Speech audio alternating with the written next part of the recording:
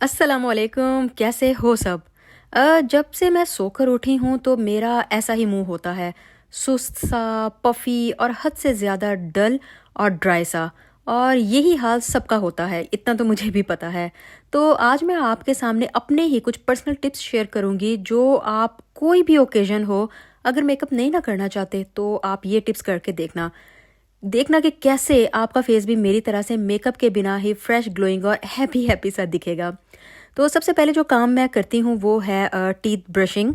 और उसके लिए मैं तो रेकमेंड करती हूँ कि क्योंकि ईद भी है या कोई भी ओकेजन हो तो बेकिंग सोडा में अपना ब्रश डिप करके उससे ब्रश करें। इससे ये होता है कि आपके टीथ भी साफ़ होते हैं, कलर भी आपके टीथ का वाइटन होता है। और अगर कुछ लोगों के टीथ पे येलो स्टेन से होते हैं, येलो स्पॉट्स होते हैं, तो वो भी दूर होंगे। लेकिन एक चीज़ का ख्याल रखना कि ये हफ्ते में सिर्फ एक दफ़ा करना। अगर बेकिंग सोडा नहीं इस्तेमाल करना चाहते तो 1 टीस्पून नमक में कुछ ड्रॉप्स लेमन डालो, मिक्स करो और उससे ब्रशिंग कर लो। ब्रश हो गया। अब एक और बहुत इंपॉर्टेंट चीज़ है और वो है फ्लॉसिंग, जिसको लोग इग्नोर कर देते हैं। जिससे ये होता है कि दांतों के दरमियान में अगर कोई चीज़ फंस जाए तो ना सिर्फ ये कि वो दांतों को डैमेज करती है बल्कि मुंह से बदबू भी आती है लोगों के। तो इसलिए फ्लॉसिंग ज़रूर करो। इससे ये होगा कि दांतों के अंदर से भी सफाई होगी और अगर बैड ब्रेथ का मसला है तो वो भी कंट्रोल हो जाता है। फिर जो नेक्स्ट चीज़ मैं करती हूँ वो है डबल क्लेंजिंग, जिसमें पहले फेस पर आलमंड ऑयल या कोई भी ऑयल लेकर या क्लेंजिंग मिल्क से 2 मिनट तक हम मसाज करेंगे। जिससे ये होगा कि फेस ना सिर्फ ये कि बहुत अच्छा सा ग्लो आएगा बल्कि आपका कलर भी पिंकू पिंकू हो जाएगा, क्योंकि आपने जब मसाज किया है तो फेस पर ऑयल सर्कुलेशन हो गई है। तो इस वजह से आपका कलर भी बहुत अच्छा दिखेगा। और फिर फेस वॉश को मुंह पर अप्लाई करके अब मैं रेज़र से फेशियल हेयर उतार लूँगी। वैसे तो मैंने जो है 2-3 दिन पहले उतार लिए हैं क्योंकि ईद आने वाली थी, लेकिन आपको दिखाने के लिए मैं अब ये कर रही हूँ। तो मेरा ये एक रेज़र तकरीबन 10 महीने से आराम से चल रहा है। इसकी शार्पनेस वैसे ही वैसे है। तो अगर आप भी इन रेज़र्स को ऑर्डर करना चाहते हो तो मेरा ब्रांड पेज है हेलो बेला बाय इरम। आप उसकी वेबसाइट या इंस्टाग्राम से जाकर ऑर्डर कर सकते हो। फेस हेयर रिमूव करने से आपकी स्किन से सारी डेड स्किन रिमूव हो जाती है। और बाद में जो भी आप अपनी स्किन पे चीज़ अप्लाई करोगे ना, जैसे कि स्किन केयर की कोई चीज़, तो वो बहुत अच्छे से आपकी स्किन में अब्जॉर्ब होगी। और अगर मेकअप करोगे तो वो बहुत ही फ्लॉलेस और स्मूथ लुक देगा। आईब्रोज आपकी शख्सियत में चार चांद लगा देते हैं अगर आपने अच्छे से उनको ग्रूम करके रखा हो। तो मैं कह सकती हूँ कि आईब्रोज ग्रूमिंग बहुत ही ज़रूरी है। तो क्या होता है कि मैं एक स्पूली लेके उससे अपने आईब्रोज को अपवर डायरेक्शन में कॉम्ब करती हूँ, जिससे जो एक्स्ट्रा बाल होते हैं ना वो सारे ऊपर आ जाते हैं और फिर मैं उनको कैंची से काट लेती हूँ। मैं आईब्रोज नहीं बनवाती हूँ और ना मैं इनको थ्रेड करती हूँ और ना ही ट्विज़र यूज़ करती हूँ। लेकिन आप देखें कि इस स्टेप से भी मेरे आईब्रोज की कितनी अच्छी शेप आ गई है। फिर मैं एक छोटा सा फेशियल ट्रीटमेंट करती हूँ जिसमें अपने पूरे फेस पर आइस क्यूब मसाज करूँगी। इससे ये होता है कि मेरे फेस की जो पफीनेस है, जो डलनेस है, जो मेरे ऊपर सुस्ती है, वो सारी दूर हो जाती है। अंडर आई एरिया पर स्पेशली ध्यान देना है क्योंकि ये वो एरिया है जो है सबसे ज़्यादा सुस्त, ड्राई और पफी लगता है। और ये देखो, जब मैंने अपना आइस क्यूब मसाज कर लिया तो मेरा कलर भी देखो कितना पिंकी पिंकी सा हो गया है और मेरी स्किन भी बहुत ज़्यादा फ्रेश दिख रही है। लिप्स जो होते हैं ना, अगर आप उनको अच्छी तरह से एक्सफोलिएट नहीं करते ना तो वो सबसे ज़्यादा मुर्दा लगते हैं।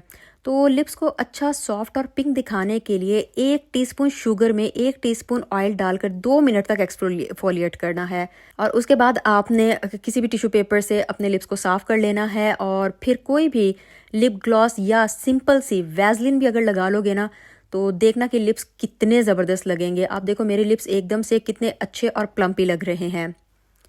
मॉइस्चराइज़र लगाने से ना आपकी स्किन फ़ौरन ग्लोइंग और फ्रेश प्लस हाइड्रेटेड दिखती है। और साथ ही सनस्क्रीन को बिल्कुल भी नहीं भूलना। गर्मियाँ हो सर्दियाँ हो, मॉइस्चराइज़र और सनस्क्रीन ज़रूर अपनी स्किन पर लगाओ।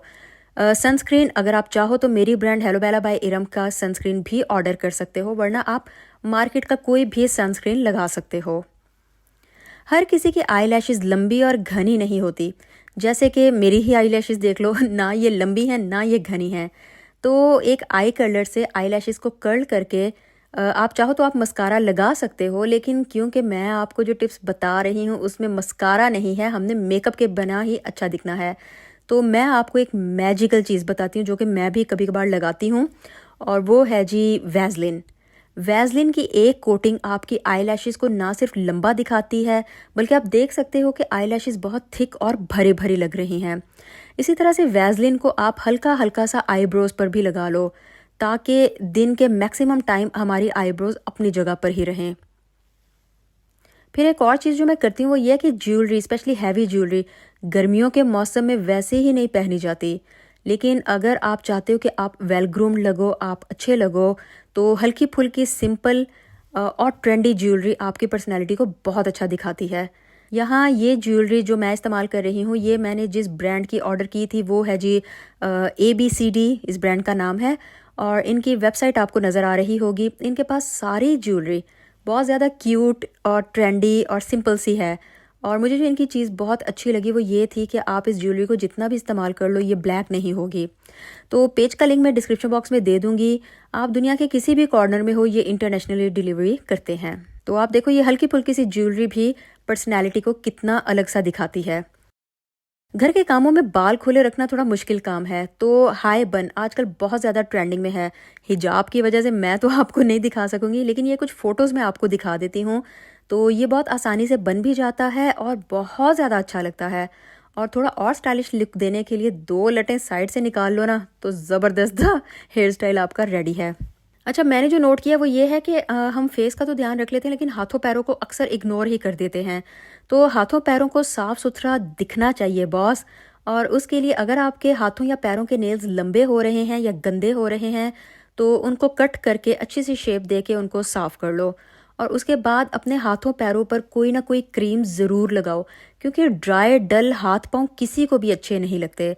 हमारी ही ब्रांड की hands and feet whitening cream भी है, तो अगर आप चाहो तो आप उस क्रीम को भी ऑर्डर कर सकते हो। अच्छा, एक चीज़ जो हम अक्सर इग्नोर कर देते हैं ना, मैंने देखा है कि हमारी ख़वातीन बहुत ही ज़्यादा उस चीज़ को लाइट लेती हैं। वो ये है कि कपड़े, चाहे कोई भी स्पेशल ओकेजन हो ना, या आपकी डेली रूटीन हो, एक बात याद रखना कि हमेशा प्रेस करके साफ़ सुथरे कपड़े पहनने हैं। वैसे तो मैं ये कहूँगी कि रोज़ कपड़े चेंज करो तो बहुत बेस्ट है, लेकिन अगर आप रोज़ नहीं भी कर सकते तो कम से कम 2 दिन के बाद अपने कपड़े ज़रूर चेंज कर लो। एंड पर परफ्यूम से अपनी मॉर्निंग रूटीन कंप्लीट करो, क्योंकि अगर आप अच्छा स्मेल करोगे तो मूड भी अच्छा रहेगा। और किसी के सामने अगर आपकी बॉडी से स्मेल आ रही है तो उसकी वजह से जो शर्मिंदगी होगी उससे भी इंसान बच जाता है। तो बस इतनी सी चीज़ें हैं। देख लो मेरा इससे ही लुक कितना ज़्यादा फ्रेश और ग्लोइंग लग रहा है। तो आपने भी ये ज़रूर ट्राई करना है। सिंपल सी चीज़ें हैं, करना शुरू करोगे आपको पता चलेगा ये 5 से 7 मिनट का गेम है बस। तो आप इनको ज़रूर ट्राई करना। और हाँ, अगर आप मेकअप फिर भी करना चाहते हो ना, तो लिक्विड या जेल ब्लश लेकर आप उसको चीक्स और चाहो तो लिप्स पर यूज़ कर सकते हो। उससे भी आपका एक बहुत ही ज़बरदस्त सा लुक आएगा। तो यहाँ ख़त्म होती है आज की वीडियो। आपसे इंशाल्लाह फिर मुलाकात होगी। दुआ में याद रखना, अपना ख्याल रखना। Till then take care. अल्लाह हाफिज़।